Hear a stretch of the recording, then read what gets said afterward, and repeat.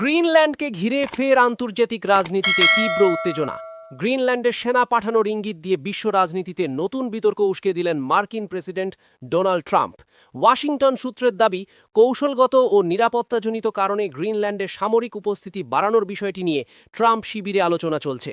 Arctic অঞ্চলে ক্রমবর্ধমান ভূ রাজনৈতিক প্রতিযোগিতার প্রেক্ষিতেই এই মন্তব্য অত্যন্ত তাৎপর্যপূর্ণ বলে মনে করছেন বিশ্লেষকরা। এই মন্তব্য প্রকাশ্যে আসতেই কড়া প্রতিক্রিয়া জানিয়েছে ডেনমার্ক। কোপেনহেগেন স্পষ্ট করে জানিয়ে দিয়েছে, গ্রিনল্যান্ড ডেনমার্কের স্বায়ত্তশাসিত অঞ্চল, সেখানে কোনো বিদেশি সেনা মোতায়েন মানে ডেনমার্কের সার্বভৌমত্বে সরাসরি হস্তক্ষেপ। ডেনমার্কের পাশেই দাঁড়িয়েছে ইউরোপের আরও ৬টি দেশ। তাদের যৌথ বক্তব্য, ইউরোপীয় সীমান্ত, স্বায়ত্তশাসিত অঞ্চল ও নিরাপত্তা ব্যবস্থা নিয়ে কোনো একতরফা সিদ্ধান্ত গ্রহণযোগ্য নয়। বিশেষজ্ঞদের মতে, আর্কটিক অঞ্চলে রাশিয়া এবং চীনের সামরিক ও অর্থনৈতিক উপস্থিতি ক্রমশ বাড়ছে।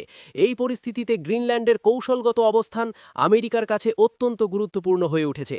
তবে কূটনৈতিক অনুমতি ছাড়া কোনো সামরিক পদক্ষেপ পরিস্থিতিকে আরও জটিল করে তুলতে পারে বলেই আশঙ্কা। বিশ্লেষকদের সতর্কবার্তা, ট্রাম্পের এই বক্তব্য বাস্তবে রূপ নিলে ইউরোপ ও আমেরিকার মধ্যে দীর্ঘদিনের সতর্ক সম্পর্কের ওপর বড় প্রভাব পড়তে পারে। একই সঙ্গে আর্কটিক অঞ্চলে উত্তেজনা আরও বাড়ার সম্ভাবনাও উড়িয়ে দিচ্ছেন বিশ্লেষকরা। গ্রিনল্যান্ডকে ঘিরে এই কূটনৈতিক টানাপোড়েন কোন দিকে মোড় নেয়, সেদিকে নজর রাখছে গোটা বিশ্ব। সংবাদ এ পর্যন্ত। পরবর্তী আপডেট পেতে আমাদের সঙ্গে থাকুন।